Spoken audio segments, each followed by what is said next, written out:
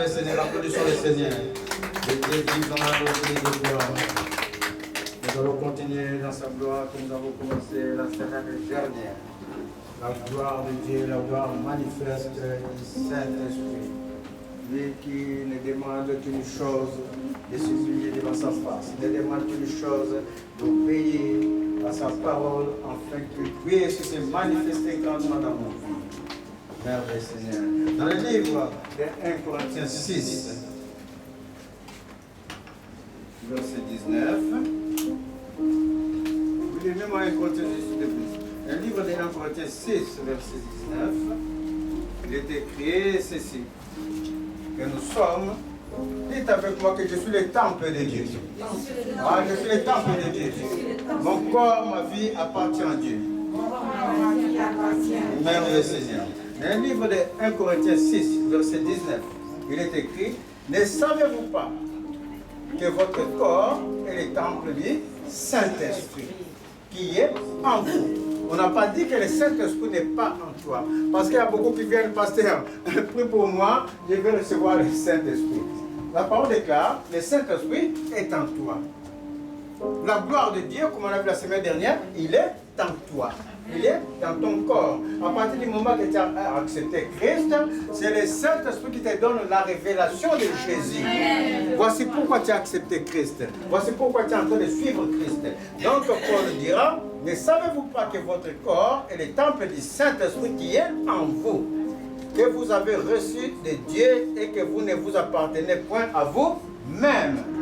Non seulement notre corps est le temple du Saint-Esprit, mais la parole déclare que nous ne nous appartenons pas à nous-mêmes.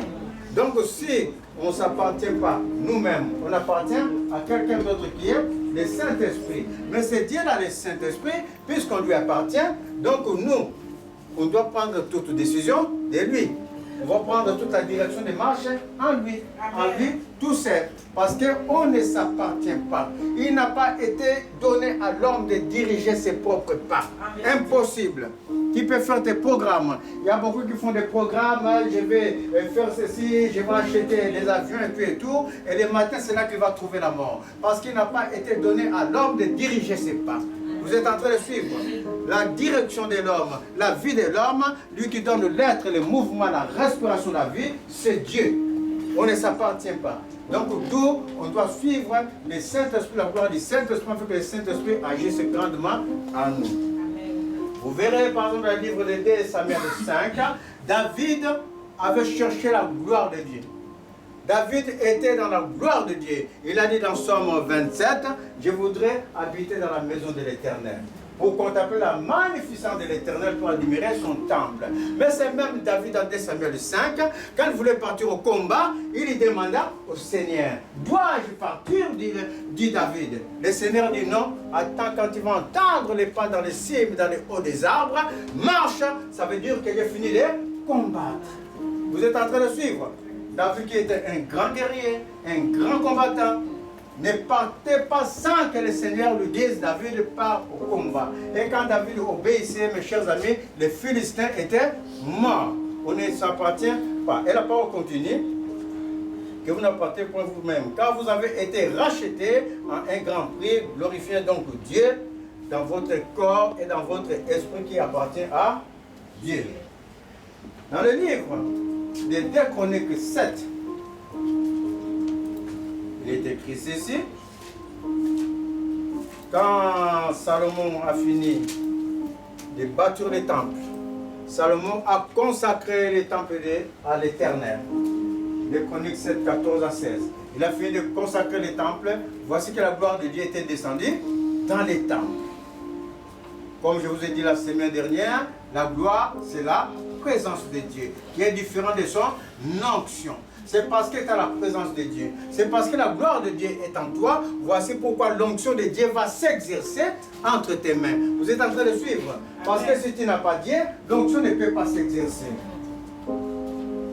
Alors, Salomon a fini de prier, de bâtir le temple. Et quand il a fini de prier, la gloire de Dieu est descendue dans les temples. De telle sorte que les sacrificateurs n'arrivaient pas à rentrer dans les temples. Alors à un moment donné, le Seigneur va répondre à la prière de Salomon. C'était des Chroniques 7. Il va répondre à la prière de Salomon. Il va dire ceci. Si mon peuple s'humilie, oui. Sur qui est invoqué mon nom. Si mon peuple sur qui mon nom est invoqué. Si mon peuple, doucement, si mon peuple sur qui mon nom est invoqué. Sur qui le nom, il nous a donné un seul nom qui nous a été laissé. Parmi lesquels les hommes puissent être sauvés, c'est le nom de Jésus. Et le nom de Jésus est invoqué jour après jour à cet endroit. Dimanche après dimanche, semaine après semaine, il est invoqué, vous l'entendez, et ce nom est imprimé à cet endroit. Alors le Seigneur dira, si mon peuple sur qui mon nom est invoqué, si mon peuple sur qui le nom de Jésus est invoqué, Amen. Simili, continue ta lecture. Simili, oui. Simili, oui. Et cherche ma face. Et cherche ma face. Et s'il se détourne de ses mauvaises Et s'il voies, se détourne de ses mauvaises voies, je l'exaucerai des cieux. je l'exaucerai des cieux. Je lui pardonnerai son Je lui péché. pardonnerai son péché. Et je guérirai son pays. Mes yeux seront ouverts désormais. Et mes oreilles seront attentives à la prière Faites enseigner. C'est bon, merci. C'est mon peuple sur qui mon nom est invoqué. Simili, prie. Et cherche ma face. Simili, reconnais que tu n'es rien dans la vie. Reconnais qu'il y a un plus grand que nous. Non seulement un plus grand, mais il y a un Dieu qui régit toutes choses. Ça, c'est l'humilité. Tu laisses toute la place comme David laissait la place à Dieu dans le livre de 2 Samuel 5. Quand il voulait monter au combat, lui qui était fort, David, avec une seule épée, pouvait tuer 3000 personnes. Donc, s'il voulait ne pas obéir à Dieu, il pouvait s'accrocher à sa force. Mais le livre de Samuel dit, David lui demandait, il faut me lire ça, 2 Samuel 5. David lui demandait pour une meilleure compréhension. David lui demandait, monterai-je au combat? Tu l'as trouvé? Samuel 5, 24, je crois. Monterai-je au combat? 2 Samuel 5, 24, oui. Quand tu entendras un bruit, Un peu plus haut, David. David consulta l'Éternel. Et l'Éternel dit, tu ne monteras pas. Oui, mais monte encore quand David lui demandait, monterai-je. 23, 22. Oui, c'est 22. Oui. Un peu plus haut, David consulta l'Éternel. Oui, il consulta l'Éternel. Oui. Et l'Éternel dit, tu ne monteras pas, tourne les pas derrière. Déconite 5. Allez. Je vais dans la demande de David. Déconite 5. C'était ça? Donc 2 Samuel 5. 2 Samuel 5, verset 22. 22, on commence à 21. 2 Samuel 5. Ils laissèrent leurs idoles et David et ses gens les emportèrent. Les Philistins montèrent de nouveau et se déployèrent dans la vallée de Réphaïm. David consulta l'Éternel. Et l'Éternel dit, tu ne monteras pas, tourne les pas derrière et tu arriveras sur et vis-à-vis des myriers. Quand tu entendras un bruit de pas dans les cimes des myriers, alors hâte-toi car c'est l'Éternel qui marche devant toi pour battre l'armée des Philistins. David fit ce que l'Éternel lui avait ordonné et il battit les Philistins depuis Kéba jusqu'à Kézar, sur un grand territoire. Pourquoi j'insistais sur David que Yvonne me trouve où David a fait la demande?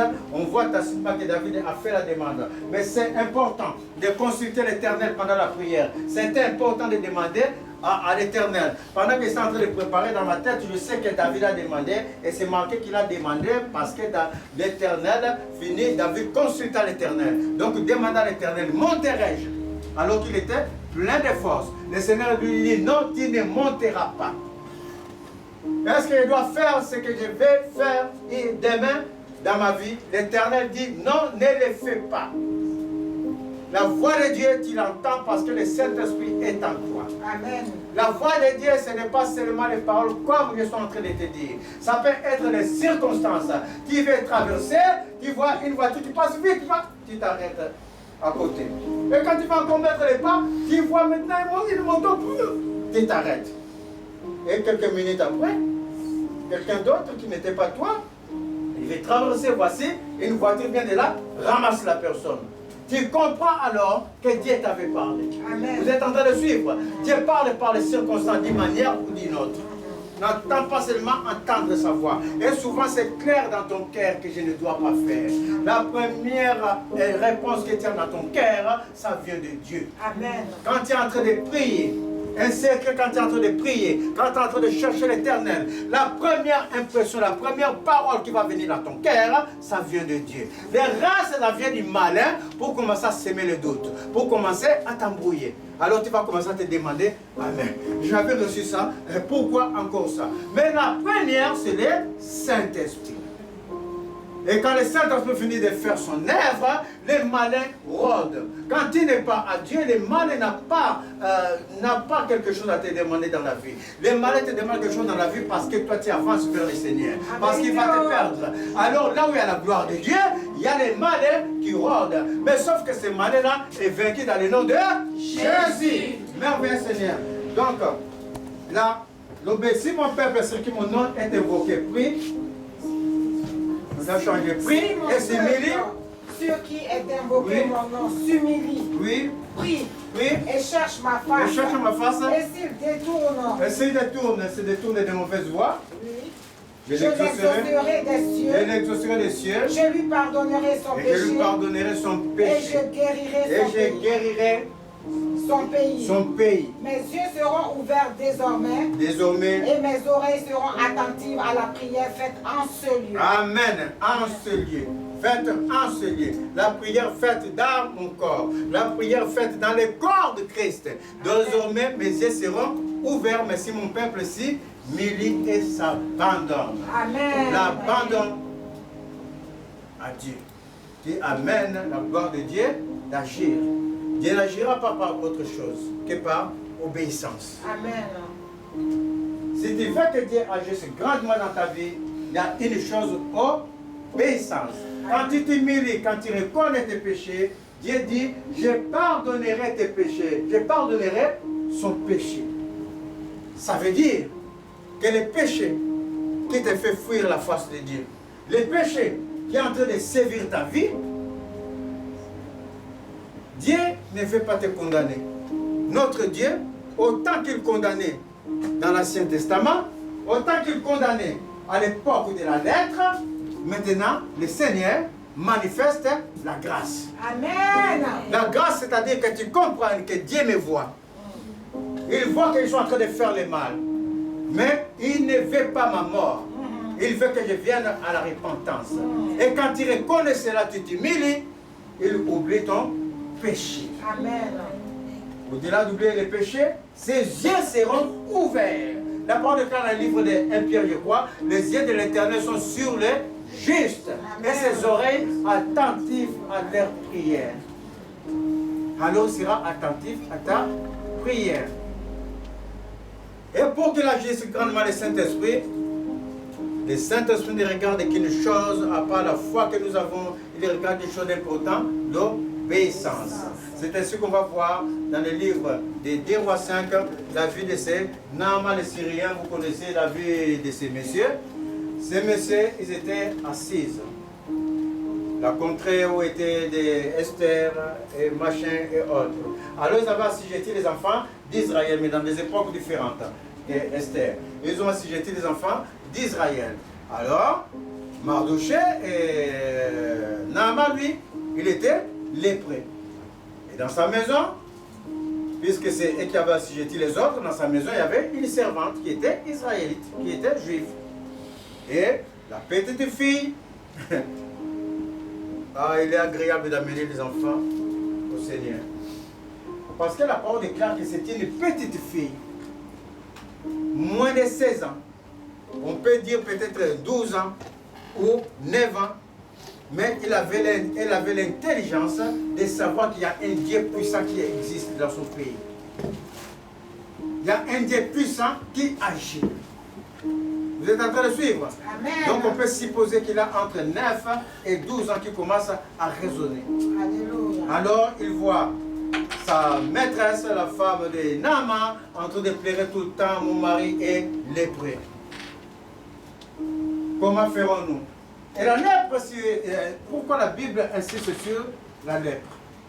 Autrefois, quand on était frappé de lèpre, on te mettait 7 jours dehors pour aller guérir. Pour que tu guérisses la lèpre, avant de rejoindre la communauté. La lèpre est contagieuse. La lèpre, c'est une malfaçon, une maladie qui peut contaminer l'église de Dieu. Je suis en train de dire, la lèpre, c'est un mauvais comportement qui peut contaminer la maison de Dieu, qui peut contaminer les autres dans l'église de Dieu. C'est ça la lèpre. Voici pourquoi la Bible insiste sur la lèpre. C'est tout ce qui est mauvais, mais qui peut nuire à l'œuvre de Dieu. Si tu détruis ce temple, dit le Seigneur dans le livre des Corinthiens, moi aussi le Seigneur te détruirait. Dans 1 Corinthiens 3. Il parle du temple qui n'est pas le temple qui est le corps, mais le temple qui est son église. Si tu détruis ce temple qui est mon église, moi aussi l'Éternel, je te détruirai. Alors la lèpre, c'est tout le comportement qui n'est pas du Seigneur, qui peut nuire à la maison de Dieu. Et les gens qui ne sont pas affermis vont saisir et ça va les sortir de la face de Dieu et ils seront perdus. Ça, c'est la lèpre. Alors, Naaman avait cela. Alors, la petite fille dit à sa maîtresse, il dit, patronne, dans mon pays que vous avez assujetti, nous avons des prophètes. Nous avons des prophètes de l'Éternel. Et si ton mari s'en va voir les prophètes de l'Éternel, il va guérir. Alors, la femme rapporta à son mari. Nous avons des prophètes. Souvent, il y a la rébellion, c'est une parenthèse dans l'église de Dieu. Mais la parole de Dieu dans le livre des 2 Chroniques 20, verset 20, je crois, si tu obéis à mes prophètes, il faut me le chercher. Je crois que 2 Chroniques 20. 2 Chroniques 20. C'est 2 Chroniques 20, c'est ça? 2 Chroniques 20. 2 Chroniques 20, verset 20. Les lendemains se mirent en marche le grand matin pour les... Oui, voilà. C'est 2 Chroniques 20. La deuxième partie dit seulement, consolez-vous en l'Éternel votre Dieu et vous serez affermis. Confie-toi en l'Éternel quand tu as des problèmes. Confie-toi à Dieu quand tu as des problèmes. Prie. Demande à Dieu, il va t'affermir. Vous êtes en train de suivre, écoutez bien la parole. Il va t'affermir. Il va mettre la paix dans ton cœur. Mais c'est Dieu que tu es en train de prier, tu ne le vois pas, il est représenté par des gens. De la même manière, on ne voyait pas Dieu quand Jésus était là. Jésus a dit, si tu vois Dieu, si tu me vois, tu vois Dieu. Amen. De la même manière, Dieu n'est pas là, Jésus n'est pas là, mais Jésus a mis des prophètes. Et quand tu vois les prophètes en train de parler, quand tu vois les pasteurs en train de parler, ça veut dire que Jésus est en train de t'exhorter. Vous êtes en train de suivre, parce que l'église est remplie de rébellions. Alors, il lui dira, donc c'était, où en étais-je? 20. Confiez-vous en l'Éternel votre Dieu et vous serez affermis. Mais confiez-vous en ses prophètes et vous réussirez. Amen. En l'Éternel vous êtes affermis, mais en ses prophètes vous réussirez. Amen. Il y a une différence. Parce que le Dieu qui est représenté par quelqu'un, il va mettre toute son élévation sur la personne afin que lui, Jésus, soit vu, soit glorifié. Alléluia. Seigneur. Alors, Naaman va partir chez le prophète Élisée. Mais avant d'arriver chez Élisée, Élisée a vu Naaman venir de loin. Alors, Élisée va envoyer quelqu'un. Et a dit son serviteur, va dire à Naaman qui est là-bas, qui est en train de venir, qui cherche la guérison. Va dire à Naaman de venir, de se déshabiller et de plonger 7 fois dans le Jourdain. Jourdain, c'est fleuve miraculeux. C'est fleuve du passage des enfants d'Israël. C'est fleuve où il y a eu tant de miracles. Jourdain. Le passage du Jourdain. Fleuve de baptême.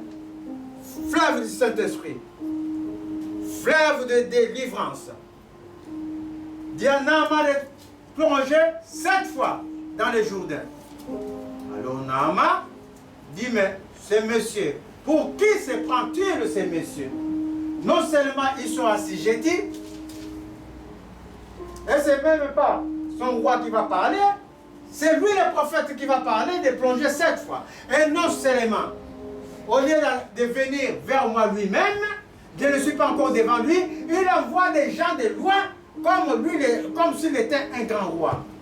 Alors dis à ton Messie là, je ne me jetterai pas dans les Jourdains. Est-ce que chez moi, n'y a-t-il pas de fleuves où je peux me laver, guérir?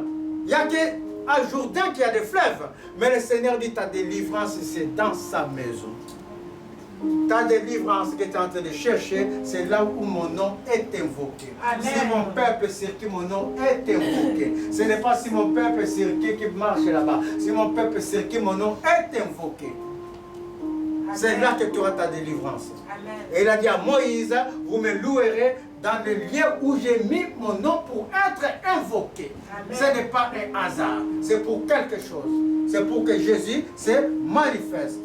Amen. Alors, Naaman dit, dans mon pays, il y a aussi des fleuves. Je peux plonger et guérir. Donc Naaman manque l'humilité, en même temps il manque de l'obéissance. Alors, un de ses serviteurs va les raisonner. Il va dire, mais Naaman, chef, toi quand tu nous envoies faire des choses, on les fait. Mais toi on te demande les petites choses. Juste de plonger dans les Jourdains, ça devient un problème. Alors, Naaman commence à réfléchir. Parce que quand tu as la lèpre, et devant ces subalternes, si Naaman se déshabille devant eux, ils vont savoir qu'il a la lèpre, c'est une honte. Vous êtes en train de voir, quelquefois pour abandonner les péchés, tu te crois diminuer par rapport à ton milieu, par rapport aux autres. Surtout dans la jeunesse. Et même pas dans la jeunesse, aussi dans l'âge avancé. Parce qu'il n'y a pas que les jeunesses qui pêchent. Les péchés, c'est tout le temps. Tu te crois être diminué. Quand je vais abandonner cela, tu crois que tu seras dans la honte. Mais ça vient du malin qui est en train de t'induire en erreur. Le Seigneur t'amène à te dépouiller. À te dépouiller. À ne pas te cacher du péché. À prier et à t'humilier, afin que lui, sa gloire vienne s'exercer dans ta vie. La délivrance totale. Alors Naaman, à un moment donné, il va avoir un déclic qui vient du Saint-Esprit. Voici pourquoi il est bon de prier. Parce que le Saint-Esprit, il est en toi. Il veut être actif. C'est à toi de l'activer, le Saint-Esprit. Si tu ne l'actives pas, il va être en sommeil. Vous êtes en train de suivre. Je suis en train de dire, vous avez le Saint-Esprit. Je ne suis pas en train de dire que je vous donnerai le Saint-Esprit. Je suis en train de vous dire que Dieu vous a donné le Saint-Esprit de sa part. Parce que c'est le Saint-Esprit qui t'amène devant la face de Jésus. Parce que tu as un jour voulu suivre Jésus, c'est le Saint-Esprit qui t'amène devant la face de Jésus. Personne ne peut t'amener à Jésus si ce n'est pas le Saint-Esprit. Personne ne peut dire que Jésus-Christ est Seigneur si ce n'est pas le Saint-Esprit. Et ce Saint-Esprit, il est en sommeil en toi. Il vient agir. D'abord pour te sauver. Dis le livre d'Ésaïe 43. Je t'appelle par ton nom. Dis le Seigneur. D'abord pour te délivrer. Si tu n'es pas délivré, comment paieras-tu pour les autres? Est-ce que tu les pourras? Non. Si toi-même tu n'as pas 10 € dans la poche, que dans ta poche tu n'as que 1 centime, et que tu vois l'autre là qui n'a pas à manger, est-ce que tu peux lui donner quelque chose? Non. Il faut que tu aies au moins 10 €. Tu sais que dans les 10 €, si j'ai 2 € pour moi, je peux lui donner 2 autres euros. Donc si tu n'es pas délivré, tu ne peux pas délivrer une autre personne. Non. Tu ne peux pas appeler le Saint-Esprit pour qu'il y ait la délivrance, c'est impossible. Vous êtes en train de suivre. Il faut que je t'appelle par ton nom, dit le Seigneur, pour te délivrer. Et je donnerai en rançon tes ennemis. Tu traverseras les eaux, ça ne t'atteindra pas, ça ne te noyera pas. Tu ne seras pas submergé par les fleuves, par les obstacles. Alors Naaman va rentrer en lui-même par le Saint-Esprit. Naaman, finalement, il va s'humilier devant ses soldats Il va enlever ses vêtements. Il va plonger 7 fois dans ces fleuves miraculeux. Naaman va venir dans la maison de Dieu et écouter la parole qui guérit. La parole qui donne la direction. Nous ne nous appartenons pas.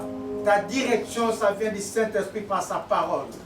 Tu as beau trafiquer chez toi, lire et tout et tout, la parole déclare, c'est là où mon nom est invoqué, que tu me trouveras. Amen. Quand tu excelles dans ta maison, tu peux mémoriser les versets. Il ne s'agit pas de mémoriser les versets.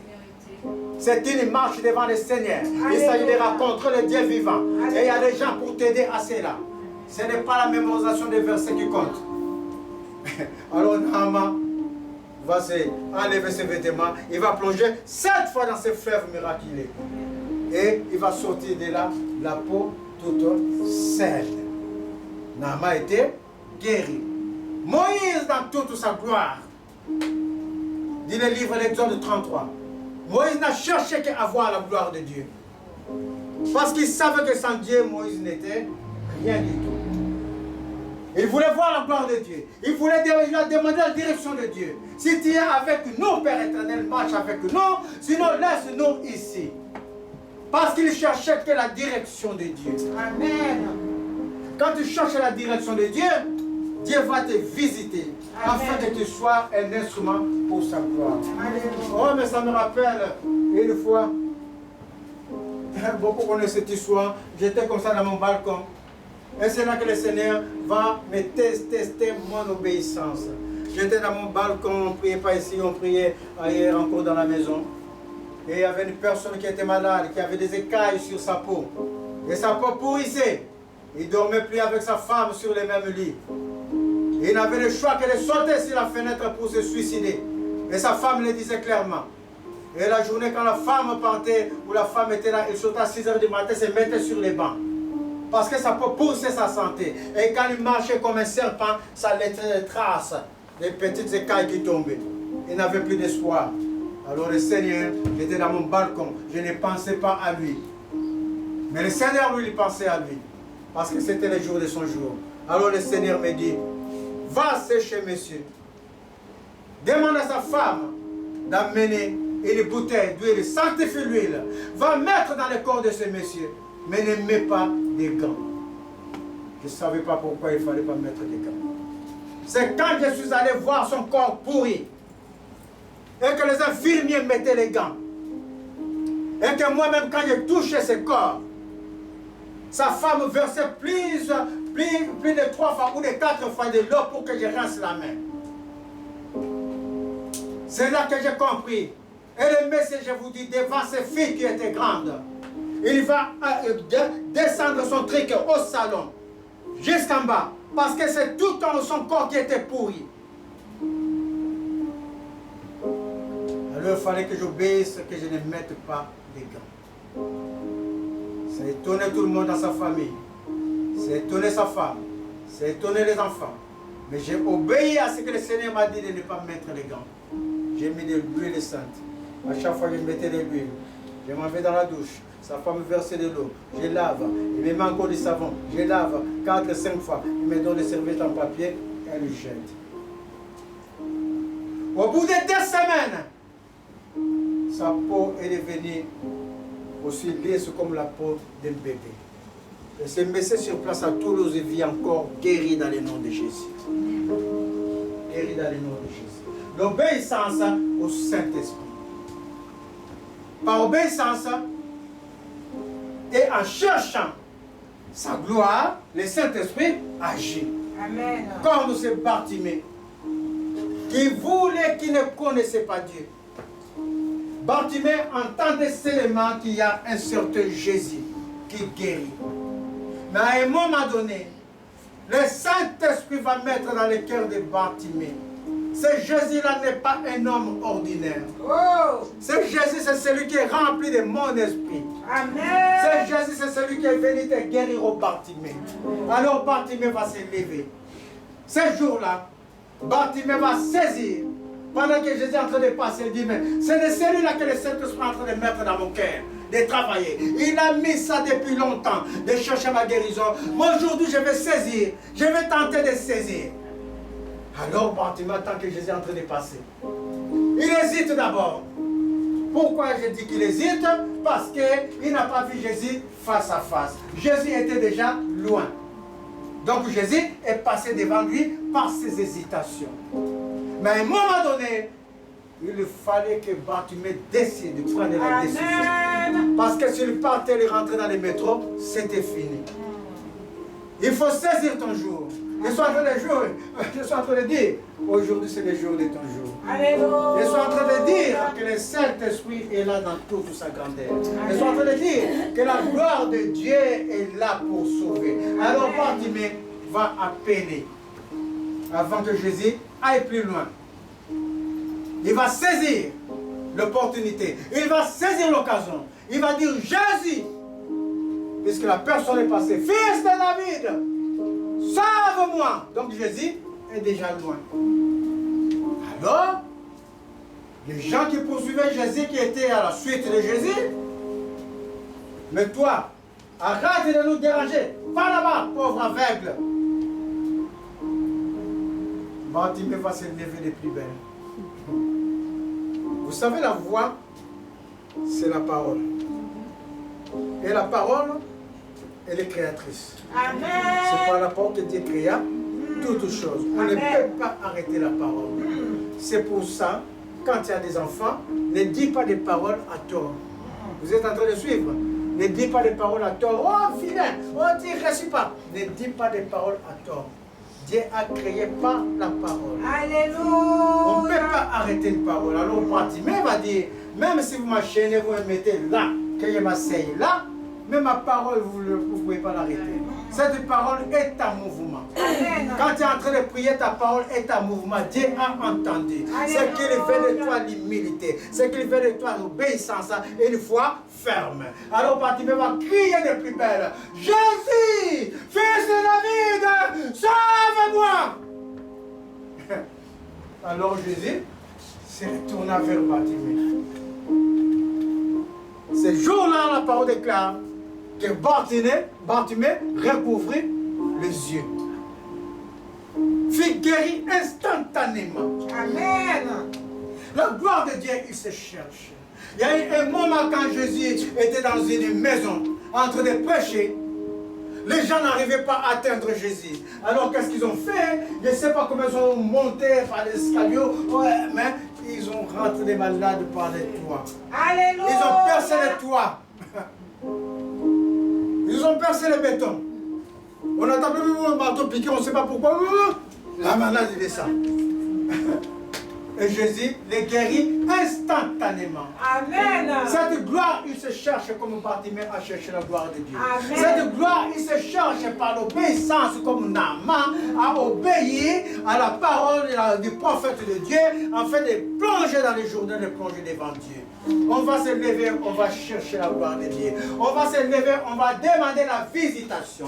Parce que le Seigneur est là. Toi, tu continues à jouer. Parce que le Seigneur est là. Parce que le Seigneur, la gloire de Dieu est en train de se répandre. La gloire de Dieu est en train de se répandre. Toi, tu as double onction, double bénédiction. Reçois la bénédiction au nom de Jésus. Reçois la bénédiction au nom de Jésus. Je suis en train de dire, comme Bartimée, nous allons avancer. Comme Bartimée, commence à chercher sa gloire. Comme Bartimée, commence à crier. Bartimée, commence à crier. Nous voulons de ta gloire. Guéris-moi, Jésus. Guéris-moi, Jésus. Guéris-moi, Jésus. La parole déclare, si tu proclames le nom de Jésus avec foi, si tu crois que Jésus est sauveur, le nom de Jésus, c'est un nom qui surpasse toutes les puissances. Le nom de Jésus est un nom qui domine dans les cieux, sur la terre, dans les affaires et sur la terre. Le nom de Jésus est le nom qui se manifeste dans ta vie. Je lève ce nom dans ta vie dans le nom de Jésus. Reçois ta guérison dans le nom de Jésus. Vous qui avez laissé des gens malades à la maison, recevez la guérison dans le nom de Jésus. Que les paralytiques marchent, que les familles, que les corps soient restaurés au nom de Jésus. Que les maladies quittent par la puissance du nom de Jésus. Par la gloire soit manifeste. Car le Seigneur vous a appelé par votre nom. Vous vous délivrez. Il donnera en rançon ce qui a fait à votre perte. Il donne en rançon aujourd'hui. Quand on va à votre part, alors recevez la gloire. Recevez la gloire. Recevez la gloire. Recevez la gloire. Et comme vous participez, rentrez dans votre grâce.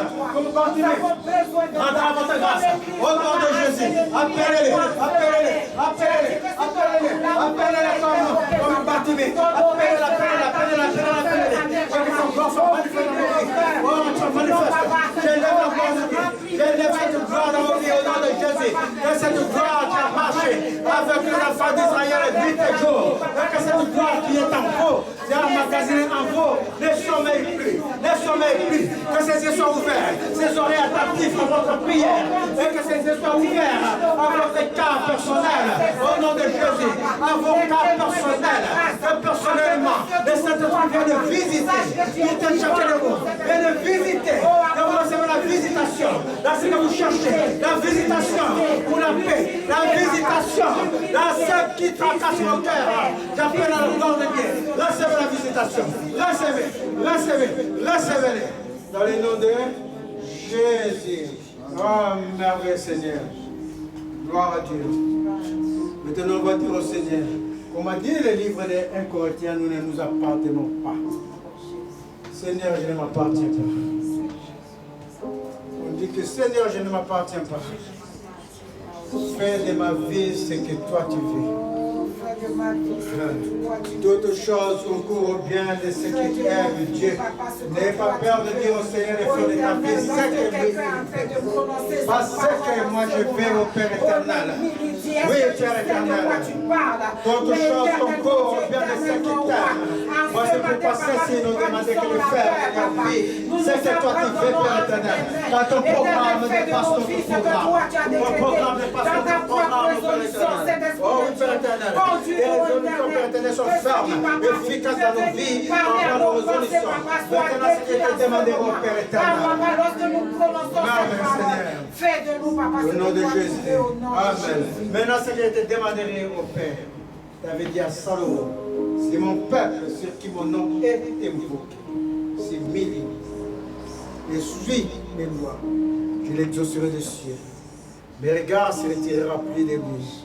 Alors, Père, en vertu de cette parole que tu avais dit à Salomon, en vertu de cette parole que nous commémorons aujourd'hui, Père éternel. Oui, les que tu nous as dites.